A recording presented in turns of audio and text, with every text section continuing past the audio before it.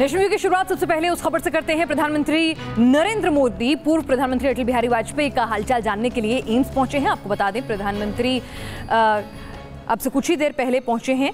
पूर्व प्रधानमंत्री अटल बिहारी वाजपेयी जी का हालचाल जानने के लिए वाजपेयी जी रूटीन चेकअप के लिए अस्पताल पहुंचे थे और बताया जा रहा है कि रूटीन चेकअप के बाद ऑब्जर्वेशन के लिए उन्हें अस्पताल में भर्ती कर लिया गया है। और एम्स का जो मेडिकल बुलेटिन जारी किया गया है उसमें कहा गया है कि उनकी हालत स्थिर है, यानी वो स्टेबल है। ऐसे कोई उनके शुभचिंतकों को डरने की वजह नहीं है। प्रधानमंत्री नरेंद्र मोदी के साथ पार्टी अध्यक्ष अमित शाह, साथ ही पीयूष गोयल भी मौजूद हैं। स्वास्थ्य मंत्री जेपी नड्डा भी वहां पर मौजूद हैं। और उससे पहले शाम को राहुल गांधी, अचानक से ऐसा कोई कार्यक्रम के बारे में बहुत ज़्यादा जानकारी जो है नहीं मिली थी, लेकिन शाम के वक्त अचानक राहुल गांधी जो हैं वो पहुंचे वाजपेयी जी का हालचाल जानने के लिए। अभिषेक पांडे मेरे साथ इस वक्त जुड़ चुके हैं। अभिषेक, क्या प्रधानमंत्री अभी भी एम्स में मौजूद हैं या वाजपेयी जी का हालचाल जान के वो बाहर निकल चुके हैं? जी बिल्कुल पिनाज, अभी प्रधानमंत्री नरेंद्र मोदी एम्स पहुंचे हुए हैं और अंदर ही जो पूर्व प्रधानमंत्री अटल बिहारी वाजपेयी है उनके स्वास्थ्य का हाल जानने के लिए यहाँ पर पहुंचे हैं। आज पूर्व प्रधानमंत्री अटल बिहारी वाजपेयी यहाँ पर एडमिट हुए थे और रूटीन चेकअप के लिए एडमिट हुए थे और बताया जा रहा था कि शाम होते होते तमाम टेस्ट करने के बाद उनको डिस्चार्ज कर दिया जाएगा। लेकिन आज अटल बिहारी वाजपेयी यहाँ से डिस्चार्ज नहीं होंगे। तमाम टेस्ट और डॉक्टर की सुपरविजन टीम उनके हेल्थ की मॉनिटरिंग लगातार कर रही है। खुद रणदीप गुलेरिया, जो कि पहले से ही उनके व्यक्तिगत डॉक्टर रहे हैं और अभी वर्तमान में वो एम्स के डायरेक्टर हैं, वो उनकी देखरेख कर रहे हैं। और ये कल सुबह ही पता चल पाएगा कि क्या कल सुबह तक वो डिस्चार्ज हो पाएंगे या फिर कल के दिन भी उनको एम्स में ही रहना पड़ेगा। जी, एम्स की तरफ से कोई और फर्दर मेडिकल बुलेटिन जो है वो जारी किया गया है वाजपेयी जी की तबीयत को लेकर? जी बिल्कुल पिनाज, आज सुबह एम्स की तरफ से बुलेटिन जारी किया गया था और साफ तौर पर ये कहा गया था कि रूटीन टेस्ट के लिए ही उनको यहाँ पर लाया गया। डिसेंट्री बीमारी उनको है जिसमें भूलने की समस्या रहती है और पिछले कई सालों से 7-8 सालों से प्रधानमंत्री अटल बिहारी वाजपेयी, पूर्व प्रधानमंत्री अटल बिहारी वाजपेयी बीमार थे और उसके मद्देनजर पिछले 3-4 सालों से लगातार उनका इलाज जो है वो चल रहा था। और आज सुबह अटल बिहारी वाजपेयी को यहाँ पर एम्स लाया गया। हालांकि ये कहा जा रहा है कि रूटीन टेस्ट के लिए ही उनको यहाँ पर लाया गया है और ये कहा जा रहा था कि आज शाम होते होते उनको डिस्चार्ज भी कर दिया जाएगा। लेकिन सबके बीच राहुल गांधी, अमित शाह, स्वास्थ्य मंत्री जेपी नड्डा, ये तमाम लोग पहुंचे और अभी प्रधानमंत्री नरेंद्र मोदी भी। पार्टी की तरफ से कोई जानकारी या कोई बयान हो, क्योंकि उनके वाजपेयी जी के चाहने वाले, उनके शुभचिंतक जो हैं वो देश भर में हैं, उनके विरोधी भी उनके प्रति सम्मान का, आदर का भाव हमेशा रखते रहे हैं और एक जनमानस के वो नेता हैं। तो ऐसे में लोगों के अंदर बहुत ज्यादा कौतूहल है अभिषेक के आखिर क्या हुआ। अचानक वाजपेयी जी रूटीन चेकअप के लिए गए थे, क्यों उन्हें भर्ती करा लिया गया, क्यों राहुल गांधी पहुंचे, प्रधानमंत्री पहुंचे, अमित शाह, जेपी नड्डा, पीयूष गोयल, तमाम ये बड़े लोग क्यों पहुंचे हैं? तो आम आदमी के मन में ढेर सारे सवाल हैं। उसको लेकर पार्टी के आला नेता, उनके परिवार के सदस्य वाजपेयी जी के क्या कुछ कह रहे हैं? देखिए, उनके सबसे करीबी जो रोजाना उनसे मिलते जुलते हैं और डेली उनके घर आना जाना जिनका रहता है, अशोक जी से मेरी बातचीत हुई। उनका साफ तौर पर कहना था कि हर बार की तरह रूटीन चेकअप के लिए ही उनको यहाँ पर भर्ती कराया गया। निश्चित रूप से अटल बिहारी वाजपेयी की जो शख्सियत है, चाहे दल में हो चाहे विपक्ष के नेता हो, तमाम लोग उनसे प्यार करते हैं, मोहब्बत करते हैं, हल दिल अजीज हैं। और इसीलिए अटल बिहारी वाजपेयी जब यहाँ पर एडमिट हुए तो स्वयं यहाँ पर कांग्रेस अध्यक्ष राहुल गांधी भी पहुंचे और उनका हालचाल जाना। और तमाम वरिष्ठ नेता जो भी हैं बीजेपी के, वो भी यहाँ पर लगातार पहुंच रहे हैं। और अब प्रधानमंत्री नरेंद्र मोदी भी यहाँ पर पहुंचे हैं। एम्स में जो लोग मौजूद हैं, निश्चित रूप से वो अपने इस महान नेता के लिए लगातार प्रार्थना और दुआ कर रहे हैं कि जल्द से जल्द अटल बिहारी वाजपेयी स्वस्थ हो और वापस अपने घर पहुंच जाए। पिनाज जी, अभिषेक, क्या कुछ एम्स का प्रशासन कह रहा है? क्या अभी आज रात को भी डिस्चार्ज मुमकिन है या सुबह ही डिस्चार्ज किया जाएगा? अभी और वक्त है उन्हें ऑब्जर्वेशन में रखने की? जी बिल्कुल, तमाम जो डॉक्टर्स की टीम है वो लगातार मॉनिटर कर रही है जब से अटल बिहारी वाजपेयी यहाँ पर एडमिट हुए हैं। और तमाम रूटीन टेस्ट किए जा रहे हैं, ब्लड टेस्ट भी किया गया जिसकी रिपोर्ट भी आई है। लेकिन अभी फिलहाल शाम को जिस मेडिकल बुलेटिन का इंतजार एम्स की तरफ से किया जा रहा था वो अभी तक जारी नहीं हो पाई है और उसके बाद ही ये तय हो पाएगा कि आखिर और किस तरह के जो टेस्ट हैं उसके क्या रिजल्ट आए हैं। जी, अभिषेक, आप बता रहे थे कि वाजपेयी जी तो पिछले 7-8 साल से भूलने की उनको बीमारी है और बहुत ज़्यादा पहचानते नहीं हैं और स्वास्थ्य उनका बहुत बेहतर स्थिति में नहीं है, तो बहुत ही कम लोगों से वो मिलते जुलते हैं। उनकी तस्वीर भी कोई हाल फिलहाल में नई तस्वीर जारी की गई हो परिवार की ओर से भी जहन में याद नहीं पड़ता है। तो परिवार के लोग अभी क्या कह रहे हैं कि किस तरह की तकलीफ थी, बातचीत कर रहे थे वो, किस स्थिति में थे, अगर उनके करीबी लोगों ने उनके शारीरिक स्थिति के बारे में बताया हो? देखिए, पिछले 3-4 सालों से लगातार वो व्हीलचेयर का इस्तेमाल कर रहे थे और चलना फिरना उनकी पूरी तरह से बंद हो चुका था। वो पूरी तरह से बेड रेस्ट पर थे पिछले 3-4 सालों से। जहां तक सवाल उनके स्वास्थ्य का है, तो अभी की बात की जाए तो अब फिलहाल आज सुबह से ही उनको लगातार ऑब्जर्वेशन किया जा रहा है। उनके स्वास्थ्य की एक चीज पर निगरानी की जा रही है। बिल्कुल अभिषेक, आप उनकी सेहत पर नजर बनाए रखिए और जैसे ही कोई मेडिकल बुलेटिन एम्स की तरफ से जारी होता है या फिर पार्टी की तरफ से जो तमाम नेतागण पहुंचे हैं उनसे मुलाकात करने के लिए, पूर्व प्रधानमंत्री हैं, कई जो हैं केंद्रीय मंत्री भी वहां एम्स के भीतर मौजूद हैं, अगर कोई अपडेट आता है तो हम अपने दर्शकों तक जरूर पहुंचाएंगे। लेकिन अटल बिहारी वाजपेयी देश के पूर्व प्रधानमंत्री या फिर बीजेपी के आला नेता नहीं थे, वो हर दिल अजीज एक शख्सियत हैं, एक ऐसा नाम है जो सियासत के शिखर पुरुष हैं। तो उनका व्यक्तित्व ऐसा है कि देश के पहले प्रधानमंत्री जवाहरलाल नेहरू भी उनकी तारीफ करने से खुद को रोक नहीं पाए थे। उनके भाषण और कविताएं आज भी जनमानस के जहन में अटल हैं। आइए आपको अटल जी के उन्हीं सुनहरे अध्यायों को एक बार फिर से आपके जहन में ताज़ा कराएं ताकि आप समझ सकें कि विपक्ष के नेता, मौजूदा प्रधानमंत्री, तमाम लोग, उनके चाहने वाले क्यों आज एम्स के बाहर इकट्ठे हो रहे हैं और उनको इतना प्यार करते हैं। हम संख्या बल के सामने सर झुकाते हैं और आपको विश्वास दिलाते हैं कि जो कार्य हमने अपने हाथ में लिया है वो जब तक राष्ट्रीय उद्देश्य पूरा नहीं कर लेंगे तब तक विश्राम से नहीं बैठेंगे, तब तक आराम से नहीं बैठेंगे। संसद में जब भी ये आवाज गूंजती, पक्ष हो या फिर विपक्ष, हर तबका अटल के अंदाजे बयां का मुरीद हो जाता। इससे भी बढ़कर अटल जी की वो कविताएं। अगणित बलिदानों से अर्जित यह स्वतंत्रता, सुश्वेत शोणित से सिंचित यह स्वतंत्रता, त्याग तेज तप बल से रक्षित यह स्वतंत्रता, दुखी मनुजता के हित अर्पित यह स्वतंत्रता। इसे मिटाने की साजिश करने वालों से कह दो चिनगारी का खेल बुरा होता है। इसे मिटाने की साजिश करने वालों से कह दो चिनगारी का खेल बुरा होता है। औरों के घर आग लगाने का जो सपना, वह अपने ही घर में सदा खड़ा हो। देश की राजनीति गलियारों से लेकर जनमानस तक अटल बिहारी वाजपेयी ने अपनी गहरी छाप छोड़ी। 50 के दशक में नेहरू के जमाने में संसदीय पारी का आगाज करने वाले अटल बिहारी वाजपेयी पिछले 6 साल से खामोश हैं। वो गंभीर बीमारी से जूझ रहे हैं। बावजूद इसके आज भी उनके शब्द हिंदुस्तान में गूंजते हैं। बड़े गहरे हैं, टूटता तिलस्म, आज सच से भय खाता हूँ, गीत नहीं गाता हूँ, गीत नहीं गाता हूँ। लगी कुछ ऐसी नजर, लगी कुछ ऐसी नजर, बिखरा शीशे सा शहर, अपनों के मेले में मीत नहीं पाता हूँ, गीत नहीं गाता हूँ, गीत नहीं गाता हूँ। लंबे सियासी उतार चढ़ाव में जनसंघ का चेहरा बदला, बीजेपी के सियासी अध्याय के कई पन्ने पलटे, लेकिन अटल बिहारी वाजपेयी जैसा व्यक्तित्व अटल ही रहा। उनकी छाप ऐसी कि हर दल, हर तबका उनका मुरीद होता गया। आज जब अटल बिहारी वाजपेयी एम्स में रूटीन चेकअप के लिए पहुंचे तो देश की धड़कनें तेज हो गई। हर कोई उनकी सेहत के लिए दुआएं मांग रहा है। Team news nation. और पूर्व प्रधानमंत्री वाजपेयी जी की सेहत से जुड़ी हुई तमाम अपडेट हम आप तक पहुंचाएंगे और उनके जल्द ही स्वस्थ होने की कामना करते हैं।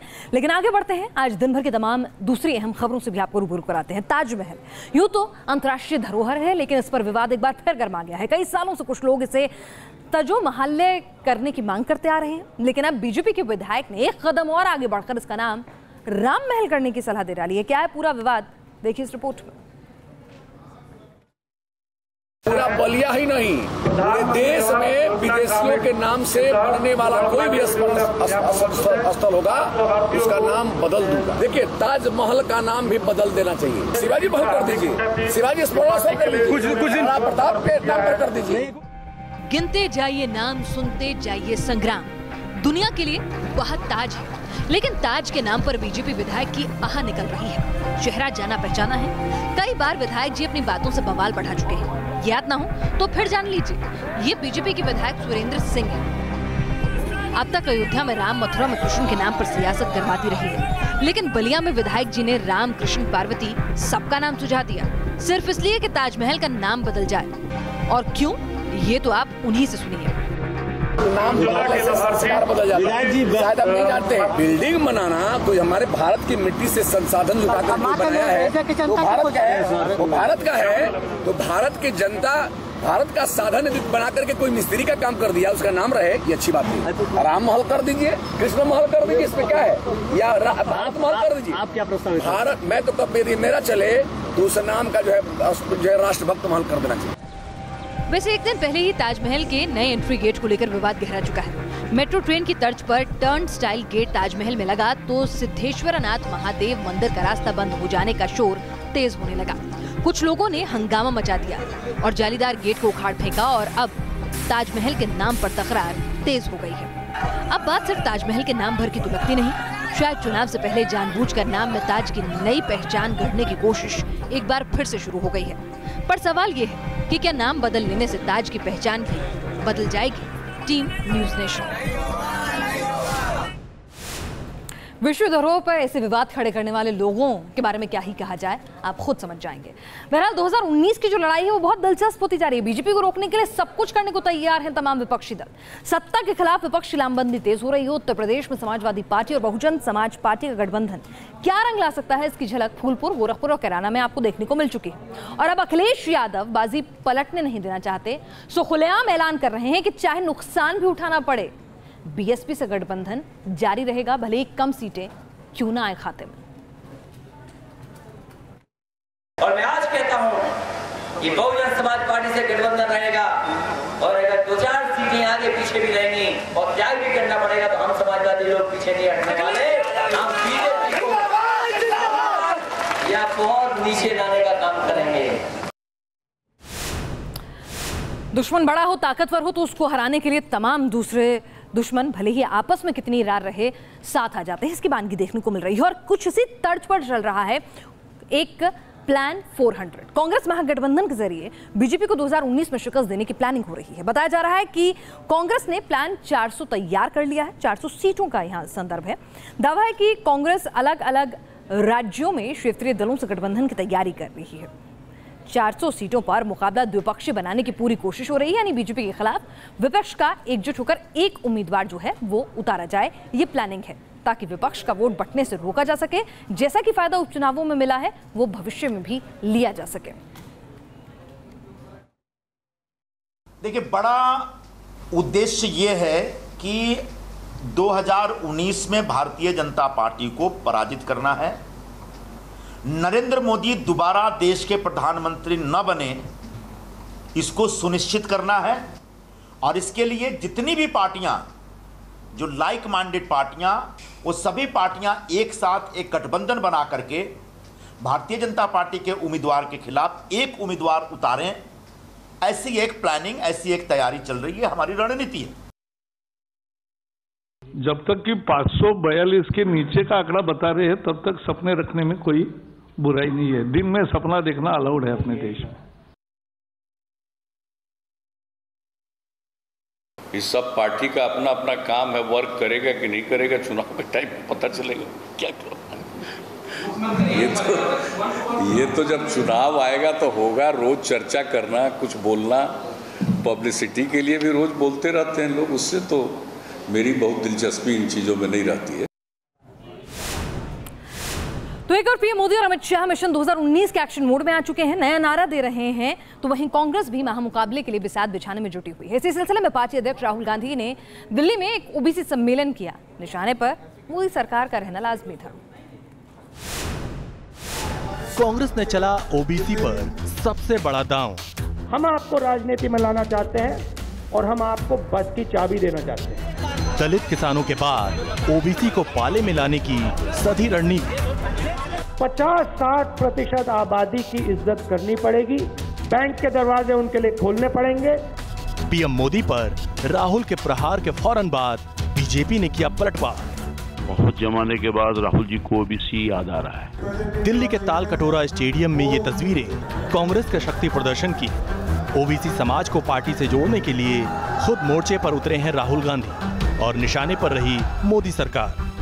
जो आपका हक है वो आपको कांग्रेस पार्टी देगी, और जहां भी आपको हमारी जरूरत होगी हम आपके साथ खड़े हैं। हम आपको विधानसभाओं में, लोकसभा में, राज्यसभा में लाना चाहते हैं। इससे पहले राहुल गांधी ने 23 अप्रैल को दलित सम्मेलन किया था। इसके बाद 6 जून को मंदसौर में किसान सम्मेलन के जरिए बीजेपी की घेराबंदी की थी और अब राहुल ओबीसी समाज के बीच हुंकार भर चुनावी समीकरण साध रहे हैं। उन्होंने वादा किया कि अन्य पिछड़ा वर्ग के लोगों को उनका हक दिलाने के लिए कांग्रेस एड़ी चोटी का जोर लगा देगी। कांग्रेस पार्टी लोगों को बस में डालती है और फिर बस की चाबी जनता को दे देती है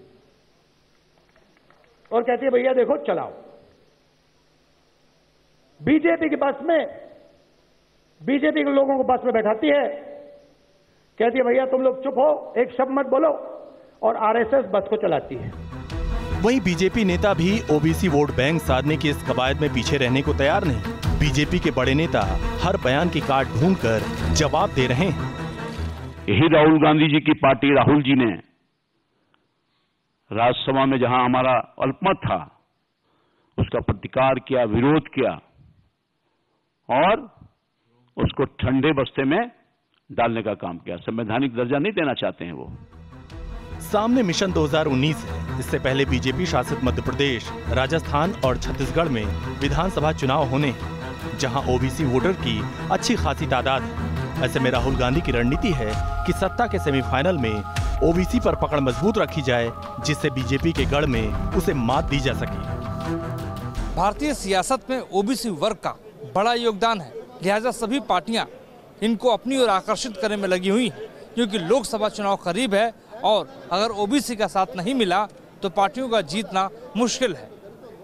वीडियो जर्नलिस्ट कमल किशोर के साथ मोहित राज दुबे, न्यूज़ नेशन, दिल्ली। पिता ने देश के लिए जान कुर्बान कर दी और अब बेटा उसी बटालियन में शामिल हो गया। करगिल की जंग में देश ने कई सपूत खोए थे और उन्हीं में से एक थे मुजफ्फरनगर के लांस नायक शहीद बच्चन सिंह, जिनके बेटे हितेश अब सेना में लेफ्टिनेंट बन गए हैं और उसी बटालियन में शामिल हुए हैं। साल 1999 करगिल बर्फीली चोटियां अचानक से गर्म होने लगी। पड़ोसी ने नापाक घात किया था और हिंदुस्तान के शूरवीर अपनी सरजमी का एक एक इंच वापस लेने इन पहाड़ियों पर आ डटे। दुश्मन मजबूत पोजीशन पर था, लेकिन हिंद के शूरवीरों के इरादे दुश्मन की पोजीशन से कहीं ज्यादा मजबूत थे। चंद महीनों में ही करगिल की हर चोटी पर तिरंगा लहराने लगा, लेकिन ये जीत इतनी आसान नहीं थी। देश ने कई सपूत खो दिए और उन्हीं में से एक थे मुजफ्फरनगर के शहीद बच्चन सिंह। तोलोलिंग की जंग में बच्चन सिंह ने शहादत दी। महीने बीते, साल बीते और अब 19 साल बाद शहीद बच्चन सिंह के बेटे हितेश ने हिंद की आन बान और शान की हिफाजत को अपने जीवन का लक्ष्य बना लिया है। 9 जून को देहरादून में आईएमए में आयोजित पासिंग आउट परेड में हितेश लेफ्टिनेंट पद से नवाजे गए। प्रेरणा मेरे पिता का बलिदान रहा है। 1999 13 जून बैटल ऑफ तोलोलिंग, जो भारत और पाकिस्तान के बीच जो युद्ध हुआ था, उसमें मेरे पिता शहीद हुए थे। वो लांस नायक के पद पे थे उस समय। वो मेरी प्रेरणा बनी, उनका बलिदान है। उसके बाद वहाँ का संघर्ष जो रहा है, हमें मिलिट्री स्कूल में भेजा, इस तरीके से हमें माहौल वातावरण मिला है। उसके बाद मैंने ग्रेजुएशन की, मैंने CDS का एग्ज़ाम क्लियर किया और मैंने इंडियन मिलिट्री एकेडमी ज्वाइन की।